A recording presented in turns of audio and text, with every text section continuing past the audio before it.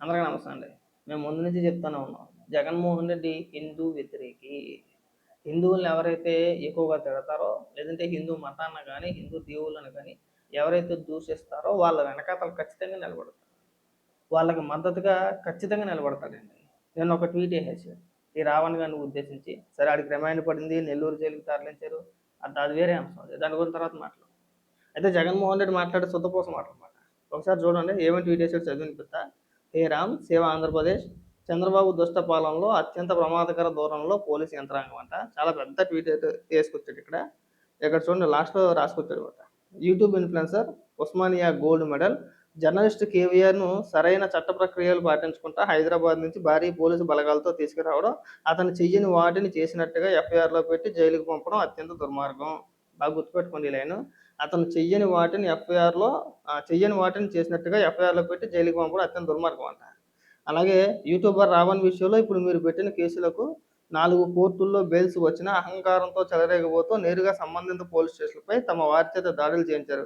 అసహనంతో తీవ్రవాదులపై పెట్టే అభియోగాలు మేపారు. చంద్రబాబు నాయుడు గారు, మీరు, పవన్ కళ్యాణ్ గారు, లోకేష్లు సహా మీ పార్టీ నాయకులు గతంలో ఇప్పుడు కూడా ఏం మాట్లాడుతున్నారో ఇప్పుడు వాళ్ళు కూడా అవే మాటలు మాట్లాడుతున్నారంట. వాటినే ప్రశ్నిస్తున్నారు. అలాంటప్పుడు మరి అవే అభియోగాలు మీ మీద కూడా పెట్టాలి కదా. పవన్ కళ్యాణ్ గారు గతంలో మాట్లాడిన మాటలు. పవన్ కళ్యాణ్ గారు గతంలో ఏదైతే మాట్లాడారో మీకు చెప్పులు చూపించి మిమ్మల్ని నా కొడకల్లారా అన్నారని చెప్పేసి అంటున్నారో, అదే భాష ఇప్పుడు రావణ్ ప్రయోగించాడని చెప్పి చెప్పుకోతున్నారో, ఆ రోజున మీరు పవన్ కళ్యాణ్ గారి కుటుంబ సభ్యులు, ముఖ్యంగా చిన్న చిన్న పిల్లల్ని ఆ బోరిగడ్డ అనిల్ గారి చేత, లేదంటే ఆ పోసాన కృష్ణమురళి చేత, ఇంకొంతమంది వైఎస్ఆర్సీపీ పార్టీ కార్యకర్తల చేత పచ్చి బూతులు తెప్పిస్తూ ఉంటే ఒకానొక సందర్భంలో ఆయన దానికి సమాధానం చెప్తూ నా కొడకల్లారా చెప్పు తెగిపోద్దు పిచ్చ పిచ్చ మాటలు మాట్లాడితే అక్కడ దాకా ఎందుకు నువ్వు మాట్లాడలేదా పెళ్ళిళ్ళు పెళ్ళాలో కార్లు అని చెప్పేసి సొంతకోస మాటలు మాట్లాడుతున్నావు నువ్వు ఊరుకుంటారండి. పోనీ నిజంగా నీకు అంత చిత్తశుద్ధి ఉంటే, ఒకవేళ లేదు అలా ఆ భాషను ఒక నువ్వు ఖండించి ఉంటే, బోరిగడ్డ అనిల్ గడు అఫీషియల్గా నీ పార్టీకి సంబంధం లేని వ్యక్తి, నీ పార్టీకి వాడు సంబంధం లేని వ్యక్తి. అలాగే పోసాన కృష్ణమౌళి నీ పార్టీ అధికార ప్రతినిధి. నువ్వే మాట్లాడుతుంటే మళ్ళీ నా పిచ్చితనం కాబట్టి ఎన్ని వివరాలు చెప్తున్నాను. మరి నువ్వు వేరే కేసులు పెట్టావా? వాళ్ళ పైన ఎప్పుడన్నా కేసులు పెట్టడం కానీ వాళ్ళని కంట్రోల్ చేయడం కానీ చేసావా? లేదు. మీరంతా కూడా మూకుమ్మడిగా పవన్ కళ్యాణ్ గారి కుటుంబ సభ్యుల్ని ఇంట్లో చిన్నపిల్లల్ని ఇచ్చేస్తాం ఏ పోసాన కృష్ణమౌళి గారు మాట్లాడలేదండి. పవన్ కళ్యాణ్ నీకు 2 కూతుళ్ళు గుర్తుపెట్టుకో, నేను ఇంకా బతికే ఉంటా, ఏం చేస్తానో చూస్తావా అని చెప్పేసి అనలేదా? చూడు అని చెప్పేసి బెదిరించలేదా? ఆ బోరుగడ్డ అనిల్ కూడా ఏమని మాట్లాడాడు? అవన్నీ చెప్పుకుంటే సిగ్గుచేయడు. ఇక్కడ మళ్ళీ మా నోటితో మేము ఉచ్చరించడం. ఆ రోజున సంకలు గుర్తేసుకున్నాం, ఈ రోజు వచ్చి గిలగిల్లా ఆడిపోతున్నాం. ఊరుకుంటారండి? నా కొడకల్లారా నోట్లో తొక్కేస్తాం, తీసేస్తాం, మతాల మధ్యన విద్వేషాలు రెచ్చగొట్టే విధంగా మాట్లాడడం అన్ని చేస్తూ ఊరుకుంటారా? అదేదో నువ్వేదో సొంతపూసలా ట్వీట్లు వేస్తుంటే నాకు నవ్వు వస్తుంది. మీరు ఇలాంటి వారిని సమర్థించొద్దు. మీకు సంబంధించిన వాళ్ళు మీ మీద ఊసేస్తున్నారు. ఒకసారి చూడండి వెళ్ళి. మీరు గతంలో మా మీద బోర్డు కేసులు పెట్టారు. ఆ ఎఫ్ఐఆర్ కాపీ ఇక్కడ చదివిని పెడితే మళ్ళీ ఇక్కడ ఏదో సొంత జిల్లా ఉంటుంది. మళ్ళీ ఏదో అవకాశం దొరికింది కదా అని చెప్పేసి మళ్ళీ నాకు నేను భజన చేసుకున్నట్టు ఉంటుంది. అందుకే నేను చెప్పట్లా. ఈ అంతా అయిపోయిన తర్వాత, ఇష్యూ అంతా అయిపోయిన తర్వాత తమరు మా మీద ఏం కేసులు పెట్టారు, ఎఫ్ఐఆర్లో ఏమన్నా నమోదు చేశారు? అది దరిద్రం అంటే ఎంత పెద్ద దరిద్రం అంటే, జగన్మోహన్ రెడ్డి ఒక పర్యటనకి వెళ్ళాడు. కర్నూలులో ఎక్కడికి వెళ్ళినట్టున్నాడు, అన్నమయ్య జిల్లా ఎక్కడో వెళ్ళాడు. మొత్తానికి వెళ్ళినప్పుడు ఆ వరద ప్రభావిత ప్రజలతోనూ ఆ ప్రాంతంలో పర్యటిస్తున్నప్పుడు అక్కడున్న ప్రజలతో మాట్లాడుతూ ఇళ్ళ సంగతి నాకు వదులు దెబ్బండి అని చెప్పేసి అని అన్నాడు. జగన్మోహన్ రెడ్డి అన్నదే, నేనేమి అందులో కట్ చేసి ఎడిట్ చేసి మార్పింగ్ చేసి ఇదేమీ లేదు. అదే వీడియో అన్ని టీవీ ఛానల్స్లోనూ వచ్చింది. ఏబిఎన్లో వచ్చింది, టీవీ5లో వచ్చింది, మొత్తం మీడియా మొత్తం కవర్ చేసింది. జగన్మోహన్ రెడ్డి నోరు జారాడు అని చెప్పేసి అని అదే వీడియో నేను కూడా అప్లోడ్ చేశాను. దానికి కేసు పెట్టేశారు. దానికే కేసు పెట్టారు. నేను వీలున్నప్పుడు ఎఫ్ఐఆర్ కాపీ చదివిని పెట్టాలి. బోల్డ్ సెక్షన్లు పెట్టారు. 10 ఏళ్ళు కఠిన కారాగార శిక్షకి తగ్గట్టు సెక్షన్లు అన్నీ పెట్టారు. 10 సంవత్సరాలు.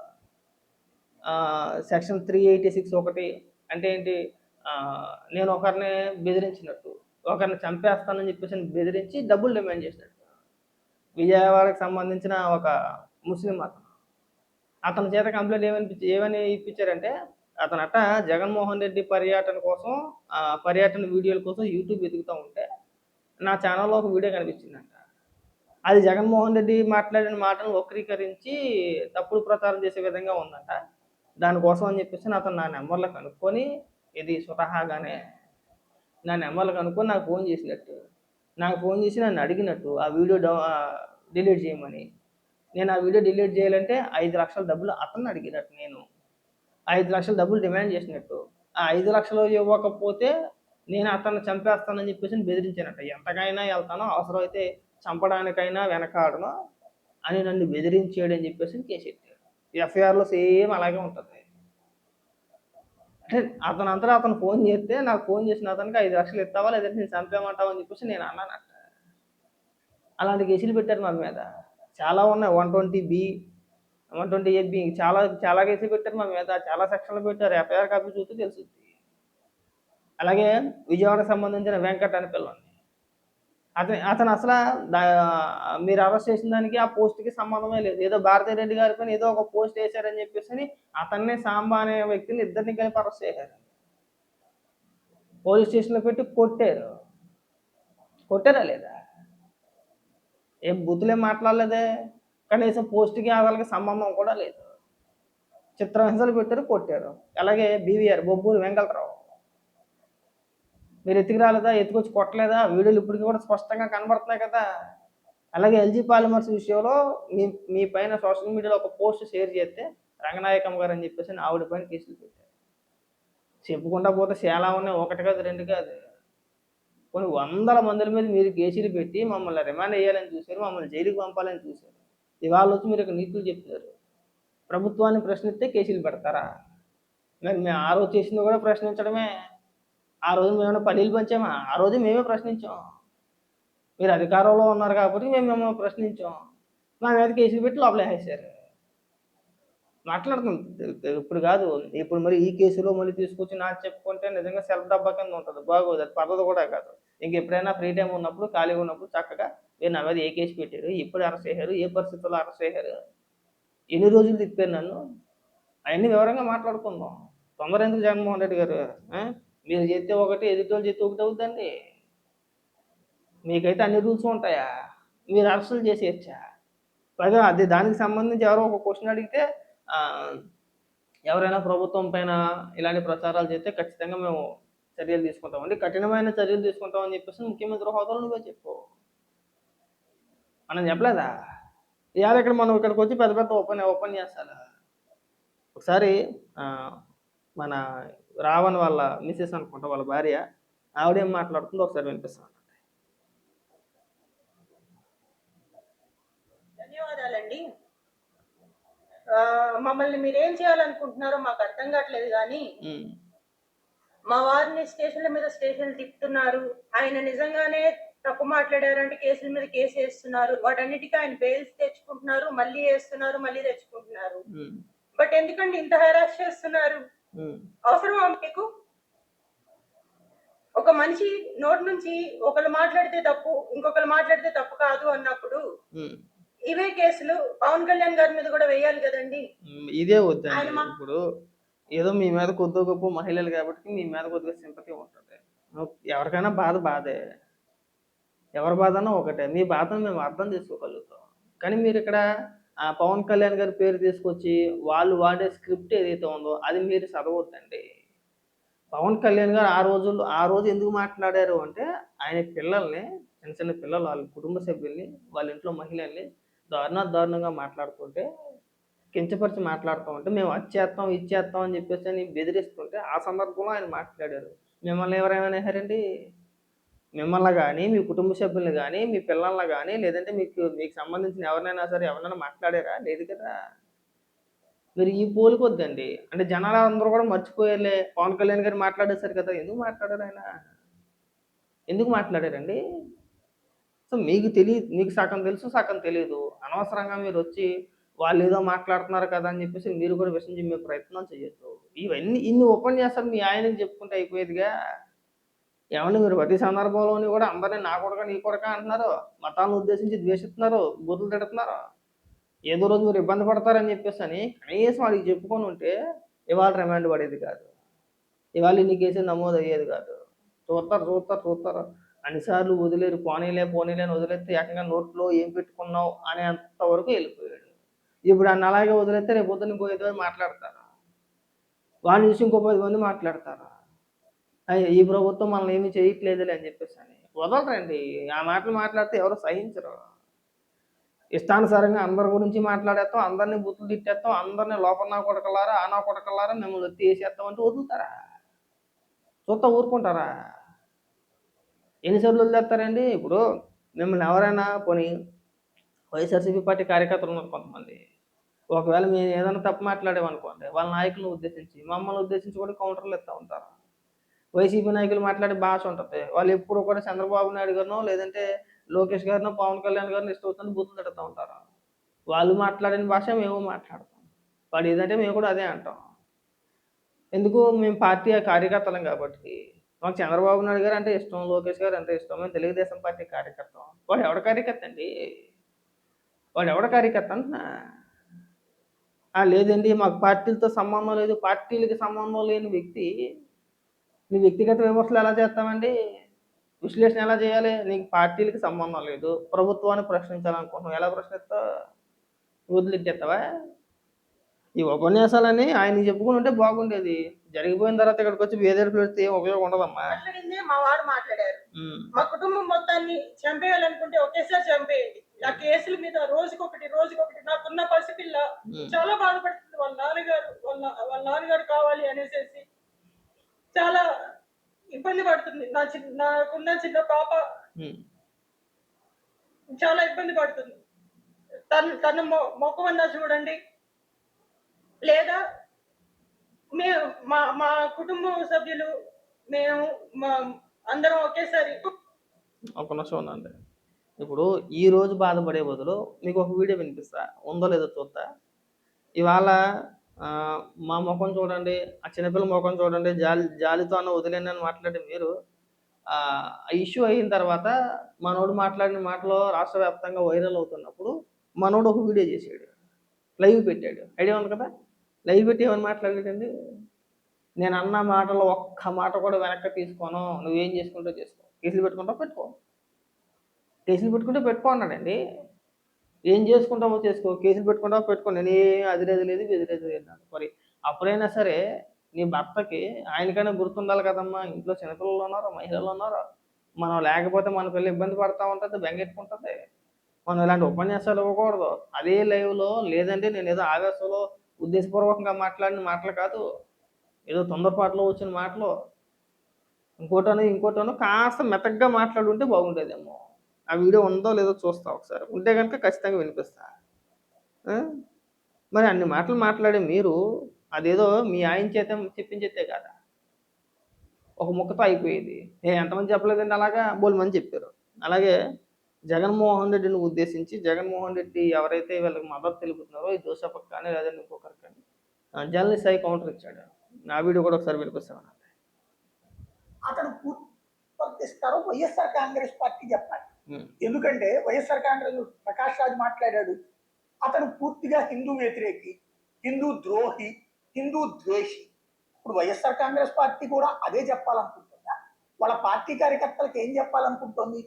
మన పార్టీలో ఉన్నటువంటి వాళ్ళందరూ హిందూ దేవీ దేవతలను దూషించండి, ద్వేషించండి అంటుందా?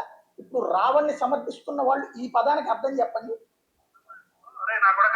రామాయణంలో సీతను వదిలేసిన రాముడి గురించి నువ్వు చెప్తే అది చేపించరా? ఈ రోజు అగ్ని ప్రవేశం చేపించరా నా ప్రకారం? సీతని వదిలేసిన రాముడిని ఆదర్శంగా తీసుకుని ఈ రోజు ఎంతమంది భర్తలు వాళ్ళ భార్యను అగ్ని ప్రవేశం చేపిస్తారని చెప్పని రోడ్డు మీద అడగరా నా ప్రక? లేదంటే మహాభారతం తీసుకొచ్చి ద్రౌపదిని చీరలాగారు, మన ఇతిహాసాలు చెప్పి నేను చెప్పరా నా ప్రక? నువ్వు ఏం చేస్తున్నారు మన క్రిస్టియన్స్? సనాతన ధర్మాన్ని ఒక్కొక్కసారి కొంతమంది ట్రోల్ చేస్తూ సన్న ఆకుల ధర్మం అని చెప్పని అంటారు, దాన్ని బూతు కింద కూడా వాడతారు. అలా అంటే ఎలా ఉంటుంది? సొంత రాజ్యంలో తరిమించుకొని రాముడు అని చెప్పనంటే ఎలా ఉంటుంది? రాజ్యంలో పోండి అని చెప్పని తరిమించుకొని అడవిలో అడుగు.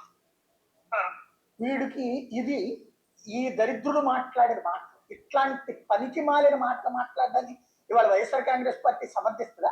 ఎత్తుకెత్తుకుంటుందా? రాముడిని తరిమేశాడా? ఏ ఏదో తరిమేశాడు?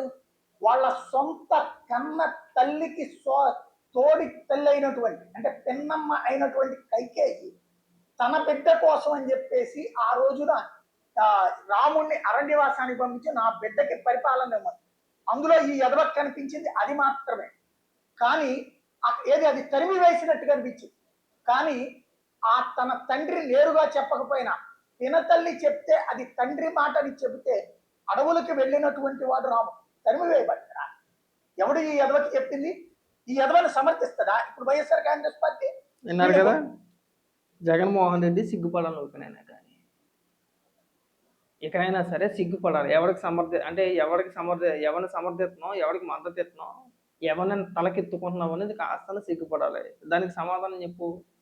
నువ్వు హిందూ వ్యతిరేకుల్ని మద్దతు ఇస్తున్నావా అంటే హిందూ వ్యతిరేకులు ఏం మాట్లాడినా సరే వాళ్ళందరికీ కూడా మేము మద్దతు ఇస్తాం, హిందూ దేవాలను దూషించండి, తిట్టండి, రెచ్చగొట్టండి అని చెప్పేసి అని నువ్వు అంటున్నావా అని చెప్పేసి అని డైరెక్ట్గా నీకు సంబంధించిన వాళ్ళే మళ్ళీ మనకు తెలుసు జర్నలిస్ట్ నీకే ఎక్కువ పని చేస్తాడు, అతనే మాట్లాడుతున్నాడు. మరి దీనికి సమాధానం చెబుతానికి ఇంకా అలా చెప్పుకుంటా పోతే ఇంకా చాలా ఉన్నాయి ఇలాంటి అంశాలు.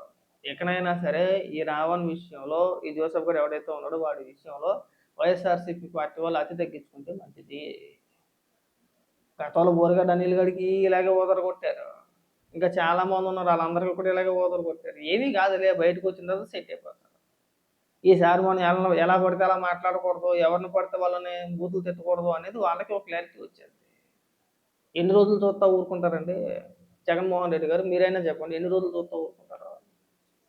ఏదో చూస్తారు కొంతకాలం, సర్లే చూద్దాంలే, ఎన్ని రోజులు మాట్లాడతాడో మాట్లాడినవ్వండి, ఏదో రోజున దొరుకుతాడు, ఖచ్చితంగా దొరుకుతారు, దొరకకుండా ఉంటారు. దొరికాడు చేశారు, ఇంక దాని గురించి ఇంక పెద్ద పెద్ద డిబేట్లు. ఇంకా మా జడా శ్రవణ్ కుమార్ ఇంక రాత్రి నుంచి మొదలెట్టేసాడు. ఇంకా అలాంటి కేసులు పెడతారు, ఇలాంటి కేసులు పెడతారండి, పెట్టకుండా ఎట్టుంటారు? గతంలో వాళ్ళు పెట్టలేదా? ఎలా పడితే అలా మాట్లాడితే, ఎలా పడితే తిడితే వదిలేస్తారా? కనీసం మీకన్నా ఇంగిత జ్ఞానం లేదండి? ఆ రోజున అంతలా మాట్లాడుతున్నారు కదా.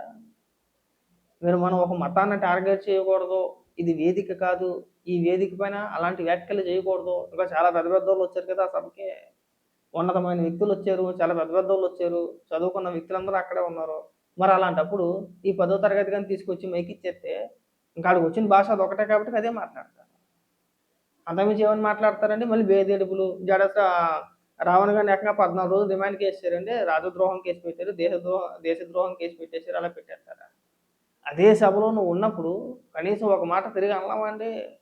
నువ్వు రావచ్చు, ఆ సభ నువ్వు పెట్టింది, ఆ సభ నువ్వే పెట్టావు, ఆ సభకు పూర్తిగా బాధ్యత నీదే. నువ్వు మధ్యలో వచ్చి నువ్వు ఇక్కడ మాట్లాడాల్సిన సందర్భం ఇది కాదు, మాటలు కాదు, ఇది మాట్లాడాల్సిన సందర్భం కూడా కాదు, అది వేరే ప్లాట్ఫామ్లో మాట్లాడుకోండి. ఆ యూట్యూబ్ ఛానల్స్లో తిట్టుకుంటే ఎవరికి ఇబ్బంది లేదండి. ఇప్పుడు వాడు యూట్యూబ్ ఛానల్స్లో ఒక 100 వీడియోలు పైన చేసుంటాడుగా, హిందువులను ఉద్దేశించి, హిందూవాదులను ఉద్దేశించి, హిందువులకు వ్యతిరేకంగా, హిందూ దేవుళ్ళను దూషిస్తూ 100 వీడియోలు చేశాడు కదా. ఎవడన్నా ఏమన్నా అన్నాడా? ఎవడన్నా వెళ్ళి ఏమైనా కేసులు పెట్టారా? లేదు. ఇటు పక్క నుంచి వీళ్ళు తిడతారు, ఎవరు కొంతమంది పాస్టర్లో వీళ్ళు తిడతారు, హిందువుల్ని, హిందూ దేవుళ్ళని, హిందూవాదుల్ని వాళ్ళు తిడతారు వాళ్ళ ఛానల్స్లో. అలాగే ఇలా కొంతమంది ఉన్నారు, వీళ్ళు తిడతారు. అది వాళ్ళ వరకే పరిమితం. కానీ ఇక్కడ బహిరంగంగా మనం ఒక పెద్ద మీటింగ్ లాంటిది, ఒక పెద్ద సభ లాంటిది పెట్టేసి ఇక్కడ మన రాష్ట్ర ప్రభుత్వాన్ని ఉద్దేశించి మాట్లాడుతున్నప్పుడు ఆ రాధా మనోహర్ దాస్ని తీసుకొచ్చి ప్రభుత్వానికి అంటగట్టేసి ప్రభుత్వం రాధా మనోహర్ దాస్ వెనకాతలు ఉంది అన్నో నిజంగా మీరు సమర్థిస్తారండి?